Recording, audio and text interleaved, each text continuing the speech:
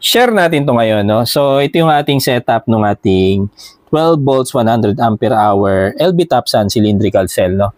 So, sa itaas, nilagyan natin siya ng LBD at voltmeter, no? Para dun sa ating DC loads yan, no? Kaya meron tayong LBD dyan.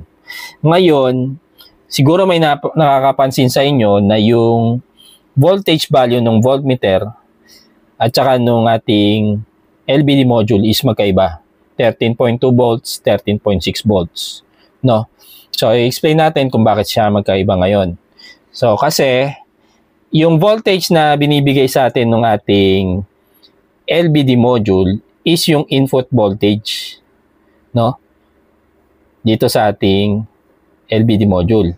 Samantalang ito namang voltmeter natin, which is kinabit natin dun sa terminal block na yan nakalagay, nakakabit yan, which is part ng connection niya is galing dito sa output ng ating LBD module, no?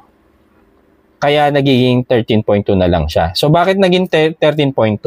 Kasi guys, meron tayong voltage drop kapag ka-underload yung ating battery, no? So, pero pag pinatay natin yan, subukan natin patay yung DC loads natin, no? Sa switch. So, tignan natin. Nagpantay na siya, di ba? 13.7.